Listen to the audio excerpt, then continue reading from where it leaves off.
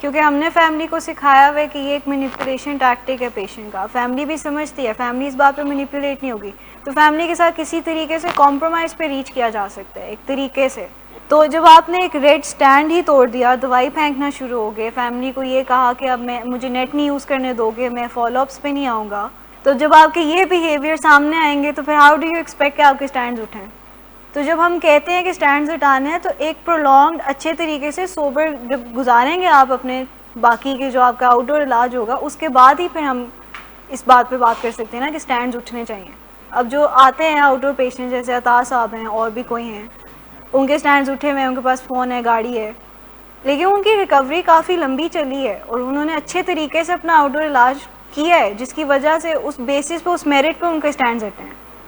जब आपके बीच में बार बार बिहेवियरल इश्यूज आते रहेंगे और आप ये सोच लेके बैठेंगे कि जब मैं अच्छा था तुम मेरा स्टैंड्स नहीं हटाए और अब मैं रिबेल करूँगा तो स्टैंड्स हटा देंगे, तो ये आपकी गलत थिंकिंग है। रिबेल करने से मसले और ख़राब होंगे, मसले सॉल्व नहीं होंगे। जितना आप रिबेल करेंगे उतने चांसेस आपके ज़्यादा होंगे कि और कोई हमें इंटरवेंशन करना पड़े, मे बी इंडोर नहीं, लेकिन हमें आपको समझाना पड़े। तो हिकअप्स तो आते जाएंगे फिर इस तरह रिकवरी में, तो एक स्मूथली लेके भी चलनी होती है ना।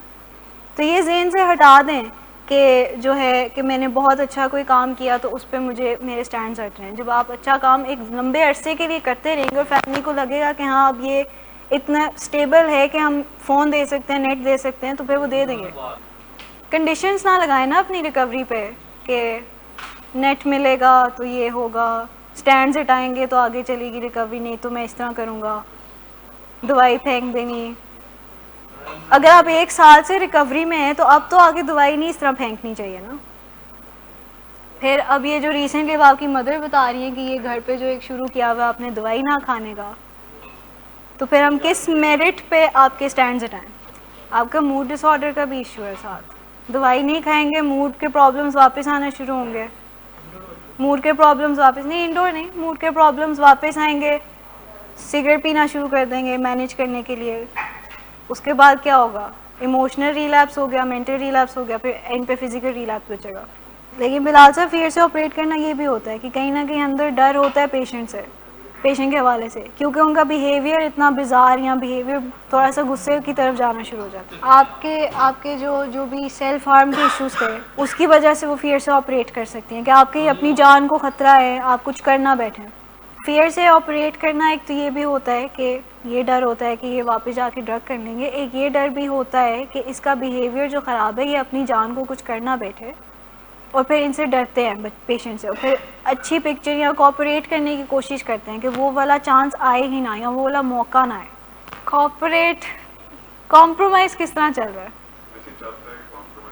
कॉम्प्रोमाइज़ चाहते हैं ना ये, कॉम्प्रोमाइज़ इस बात पे चाहते हैं कि मुझे नेट अलाउ कर दिया जाए, उसके बाद देखी जाएगी जो भी होगा। लेकिन छोड़ने के बाद फिर से दवाइयाँ खाना और बस ये पिक्चर प्रेजेंट करना कि अब मैं ऊपर से कंप्लाई कर रहा हूँ, तो ये भी गलत बात है। ये ऊपर से कंप्लायंस ही होगी अभी। बिलाल साहब प्लीज़ मैं चाहूँगी कि आप अब सीरियस हो जाएं अपनी रिकवरी को लेकर, और अभी भी आपकी ये सोचे हैं कि मैं सिगरेट पीना ही पीना है, और फैमिली जो है, अच्छा ठीक है, फैमिली जो है, फैमिली मेरे साथ कोऑपरेट नहीं करती है, मैं अच्छी काम करता हूँ, फैमिली मेरे स्टैंड्स नहीं हटाती है, तो ये आप अपनी रिकवरी पे कंडीशंस लगा रहे हैं कि फैमिली ये करेगी तो मेरी रिकवरी आगे बढ़ेगी। हम क्या कहते हैं 12 स्टेप्स में, मेक योर रिकवरी अनकंडीशनल का क्या मतलब है?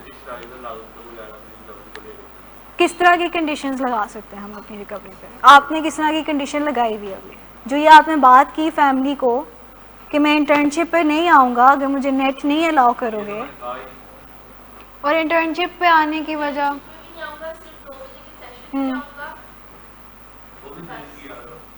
वो भी दिल किया तो है ना। तो ये कंडीशन लगाई हुई आपने रिकवरी को, इस तरह आपकी रिकवरी आगे बढ़ेगी नहीं, आप एक पॉइंट पे बस फंस जाएंगे, फिर ना आप आगे जा रहे होंगे ना आप पीछे जाएंगे। तो अपनी बेहतरी के लिए, अपने आप को ज़ियत से निकालने के लिए ना अनकंडीशनल कर दें रिकवरी को। आपने कम्प्लीटली अभी सरेंडर नहीं किया फैमिली के सामने, जहाँ तक मुझे लगता है सरेंडर आपने नहीं किया। जब आपने सरेंडर अगर किया होता फैमिली के आगे तो आप इस तरह की यहाँ पे बैठ के बातें ना कर रहे होते। लेकिन वो कहीं ना कहीं तब भी फिर जब सरेंडर किया तो आपके जेहन में तो ये बात चल रही थी ना कि इतने अरसे तक सरेंडर करूँगा तो स्टैंड्स हट जाएंगे, एवरीथिंग विल बी गुड, है ना? यही था ना कि फिर क्या था, सरेंडर करना क्यों छोड़ दिया आपने फिर? तो वही बात आ गई ना जो मैं कर रही हूँ कि एक पॉइंट पे आके फैमिली ने आपकी बात नहीं जब मानी और आपको लगा कि अब मेरे अकॉर्डिंगली कोई चीज़ नहीं हो रही तो अब मैं सरेंडर करना छोड़ दूँ। तो ये भी कंडीशन ही लगाई हुई है ना कि सब कुछ मेरे अकॉर्डिंगली होगा तो फिर आगे बढ़ेगी रिकवरी। तो अनकंडीशनल बनाएं अपनी रिकवरी को, छोड़ दें ये सारी बातें कि फैमिली जो है मुझे यानी कि मैं अच्छा काम करता हूँ तो फैमिली स्टैंड्स नहीं हटा रही, अब मैं तंग आ गया हूँ, अब मैं सरेंडर नहीं करूँगा, अब मैं दवाई नहीं खाऊँगा, फॉलोअप्स पे सिर्फ आऊँगा, इंटर्नशिप पे नहीं आऊँगा।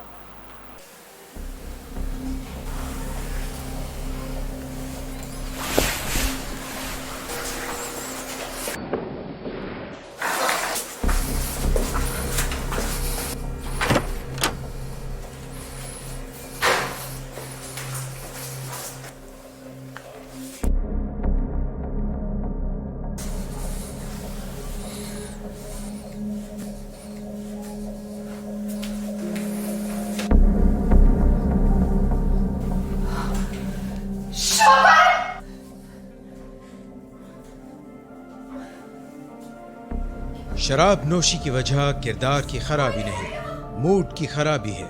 शराब नोशी कभी भी नशे की बीमारी में बदल सकती है। नशे की बीमारी हर स्टेज पर काबिले इलाज है।